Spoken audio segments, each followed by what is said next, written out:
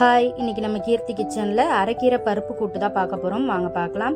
அரைக்கீரையை நைஸாக நறுக்கிட்டு நல்லா மண் இல்லாமல் அலசி எடுத்து வச்சுருக்கேன். அது ஒரு பாத்திரத்தில் சேர்த்துட்டு ஒரு கரண்டி பருப்பை வேக வச்சு எடுத்துருக்கேன். அதையும் சேர்த்துடலாம். சேர்த்துட்டு ஒரு டம்ளர் அளவுக்கு தண்ணி விட்டுக்கலாம். கீரையில் பாதி அளவுக்கு தண்ணி இருந்தால் போதும். ஏன்னா கீரை வேக வேக தண்ணி நம்மளுக்கு கரெக்டாக இருக்கும். இப்போ இதில் தேவையான அளவு உப்பை சேர்த்து லைட்டாக கலந்து விட்டுடலாம். இது கீரை வேக வேக நல்லா குறைஞ்சி வரும். அப்போ நம்ம ஒத்தாப்பில் கலந்து விட்டுக்கலாம். இது வேகட்டும். அதுக்குள்ளே நம்ம பருப்பு வறுத்து எடுத்துன்னு வந்துடலாம். இன்னொரு அடுப்பில் பாத்திரம் வச்சு ஒரு ஸ்பூன் எண்ணெய் விட்டு 1.5 ஸ்பூன் அளவுக்கு வெள்ளை உளுத்தம்பருப்பு, 1/4 ஸ்பூன் ஜீரகம், காரத்துக்கு தகுந்த அளவுக்கு பட்டை மிளகா சேர்த்துக்கலாம். நான் 5 மிளகா சேர்த்துக்கிறேன். இது எல்லாத்தையும் செவக்க வறுத்துடலாம். பருப்புலாம் இந்த அளவுக்கு செவந்ததுக்கு அப்புறமா நம்ம அடுப்பை ஆஃப் பண்ணிட்டு இதை ஆறட்டும். இப்போ பாருங்கள், கீரை பாதி அளவுக்கு வெந்து நல்லா குறைஞ்சி வந்திருக்கு பாருங்கள் அளவு. இப்போ நல்லா ஒத்தாப்பில் கலந்து விட்டுடலாம். ஒத்தாப்பில் கலந்து விட்டு இது கீரை இன்னும் முழுசாக வேகட்டும். இது வேகிறதுக்குள்ளே நம்ம வறுத்த பொருளை அரைச்சி எடுத்துன்னு வந்துடலாம்.